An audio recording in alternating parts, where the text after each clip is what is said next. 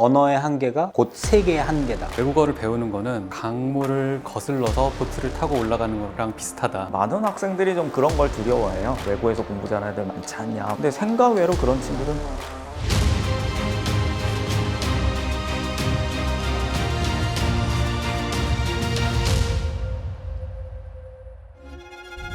안녕하세요. 프랑스어 문학과 교수 정지용입니다. 안녕하세요. 성균관대학교 러시아어 문학과 교수 안혁입니다. 안녕하세요. 성균관대학교 도고동문학과 교수 이호성입니다.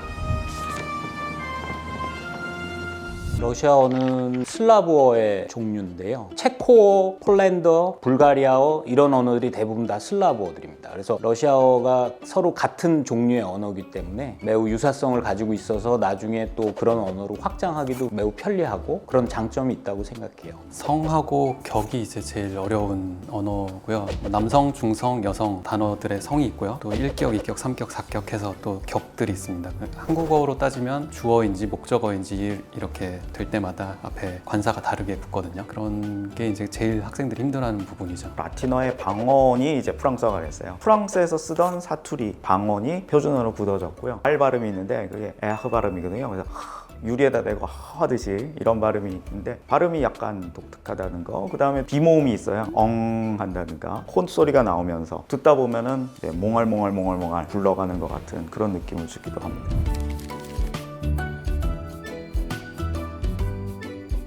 예전에 구소련 지역에 있던 카자흐스탄, 우즈베키스탄 이런 나라들이 다 독립을 했거든요. 그런데 여전히 이제 공용어는 아니지만 러시아 말을 다 이해할 수 있고 영어보다도 더 잘 통하는 그런 면이 있고요. 유럽 내에서는 스위스의 일부분하고요. 그 다음에 벨기에 남쪽이 프랑스어를 사용하고요. 또 프랑스가 식민주의에 의해서 제국주의를 경영했기 때문에 캐나다의 퀘벡주, 그 다음에 아프리카의 한 25개 정도의 나라가 공용어로 프랑스어를 사용하고 있습니다. 독일, 오스트리아, 스위스고요. 유럽에 있는 동유럽에서 제2 외국어로 독일어를 굉장히 많이 배워요. 어학연수를 하거나 교환학생을 가서 친구들을 만나면 동유럽에서 온 친구들이 굉장히 많은데 그들이 독일어를 어떤 주된 언어로 배우고 있습니다.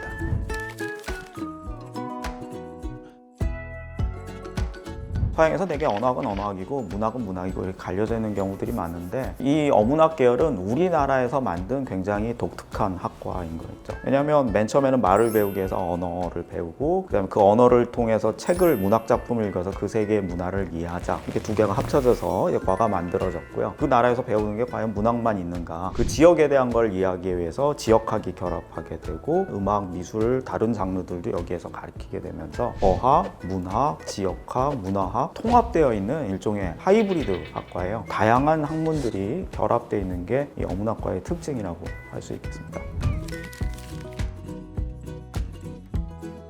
비트겐슈타인이 얘기를 했거든요. 언어의 한계가 곧 세계의 한계다. 그 언어를 알고 있으면 내 한계가 넓어지는 거예요. 자기가 할 수 있는 능력으로서의 언어가 아니고 세상을 이해하는 툴로서의 어떤 언어라고 볼 수 있고 빠루스키라고 하는데 러시아 방식으로거든요. 생각도 러시아식으로 해야 되고요. 문학, 지역학 이런 것들을 다 들어보면서 아 러시아 사람들 정말 이렇게 생각하는구나. 그런 거를 가르치려고 저희들은 노력하고 있습니다. 전 세계 지도를 펴놓고 영어가 안 통하는 지역을 이렇게 쭉 바라보면 굉장히 많은 지역에서 영어가 안 통하고 있다는 걸 알 수가 있습니다. 제2외국어를 할 수가 있다. 그 지역의 사람들과 의사통이 가능하고 그 지역의 문화를 이해할 수 있고 마음을 이해할 수 있다면 그 사람에게는 영어만 할 줄 아는 사람보다 훨씬 더 많은 기회가 있다고 생각이 듭니다.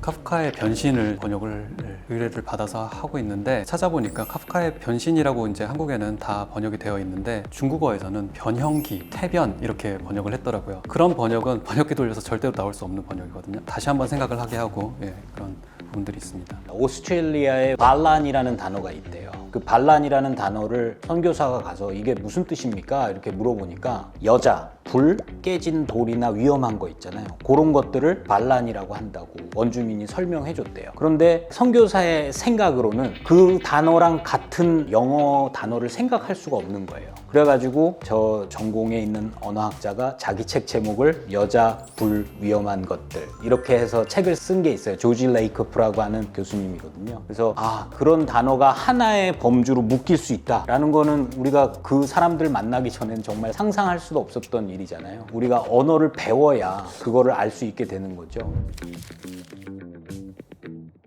우스갯소리로 불문하면 어디 가냐 그러면 이제 전공 불문 모든 데를 갈 수 있다 이런 얘기가 있었는데요. 학생들이 진출하고 싶고 또 사회가 요구하는 첫 번째 분야는 문화예술과 관련된 영업 마케팅 부분이에요. 이게 이제 소비재 중심의 이제 사람을 직접 만나는 거라면 또 다른 편에서는 해외 영업인 거죠. 자원 개발이라든가 수출을 하고 개발 협력 이렇게 큰 부류를 형성하고 있습니다. 러시아 문학과나 동문학과도 비슷하지 않을까요? 공직 분야에도 수요가 많이 있어요. 국정원 아니면 뭐 외교부, 러시아와 관련된 부분으로 예를 들어서 삼성에 가서 처음에 그냥 국내 영업을 하다가 결국은 해외 영업 쪽으로 가게 되고 그래서 또 그런 쪽으로 가야 되기 때문에 포기하면 안 된다. 이렇게 제가 수업 시간에 얘기하고 그렇습니다. 독일어도 뭐 비슷하죠. 예, 그렇습니다. 예. 저희 학과에서 삼성물산 독일 현지 법인에 인턴십으로 3명의 학생들을 매 학기마다 보내고 있었습니다. 그쪽에서 학생들이 너무 일을 잘하고 너무 좋다 보니까 1명을 더 추가해달라고 그래서 지금 이제 4명씩 보내고 있어요. 그렇게 학생들이 어딜 가나 잘 적응하고 두각을 드러낸다 이렇게 얘기를 할 수 있습니다.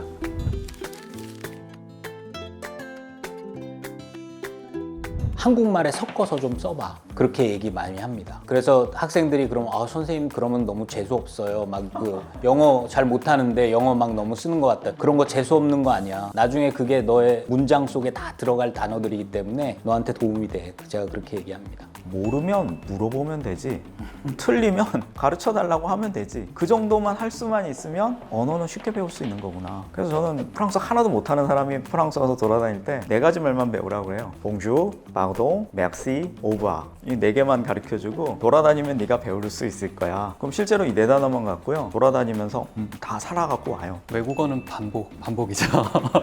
저는 이제 학생들한테 자주 하는 얘기가 외국어를 배우는 거는 강물을 거슬러서 보트를 타고 올라가는 거랑 비슷하다. 매일 안 하면 거꾸로 가서 이제 잊어버리게 된다 이런 얘기를 하는데 저도 매일 출퇴근할 때 독일 라디오를 듣고 이러거든요. 예, 반복이죠.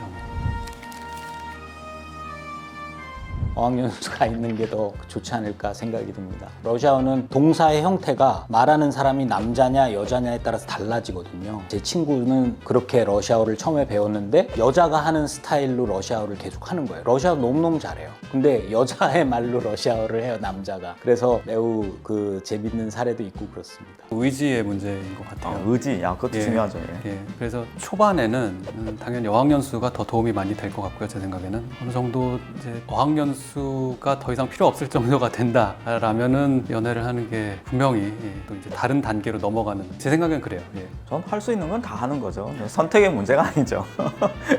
외국어를 잘하려면 여자친구를 사귈 수 있으면 사귈 수도 있는 거고 그게 쉬운 일은 아니잖아요. 어학연수를 간다. 어학연수 갈 수도 있지만 또 갈 수 못하는 또 환경도 많잖아요. 그렇지만 또 유튜브 틀거나 우리가 인터넷 통해서 매일 뉴스 듣고 드라마 보고 뭐 얼마든지 또 할 수 있거든요. 중요한 거는 그 문화를 접촉할 수 있는 면을 계속 늘려나가는 게 사실은 제일 중요하고 그 중에 친구를 사귀는 것도 있고 어학연수를 하는 것도 있고 자동차에서 라디오 듣는 것도 있고 이게 다 포함돼서 있다고 생각합니다.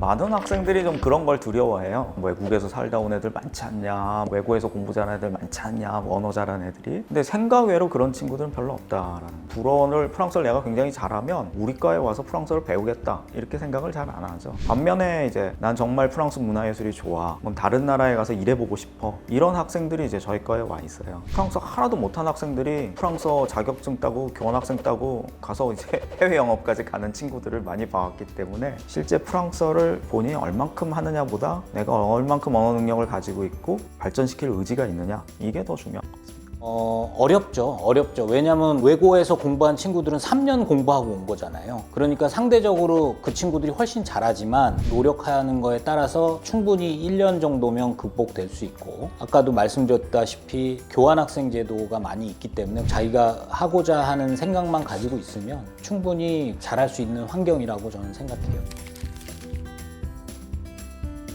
철학자 칸트가 한 말 중에 굉장히 중요한 말이 있습니다. 사페레 아우데, 용기를 가져라 이런 말인데 알고자 하는, 뭔가를 맛보고자 하는 그런 용기를 가지라는 말입니다. 저희 과에 도전해 주시는 학생들께서 용기를 가지고 도전을 해주셨으면 좋겠습니다. 러시아는 우리나라 영토보다 한 170배쯤 크고요. 그만큼 저는 잠재력이 무궁무진한 나라라고 생각하고 그 나라에 대해서 공부할 것도 그만큼 많겠죠. 포기하지 마시고 도전해 주기 바랍니다. 뭐든지 흔하면 싸지고 귀하면 비싸지기 마련이죠. 샤넬도 그렇게 말했어요. 명품이란 거는 비싼 게 아니다. 그건 귀한 거다. 프랑스를 비롯한 프랑스어권에 대한 지식을 갖출 수 있다면 여러분들은 명품 학생이 될 수 있다고 생각합니다. 그래서 명품학과에서 명품 학생이 될 수 있는 기회를 잡으시기 바랍니다. 안녕. 고맙습니다. 안녕.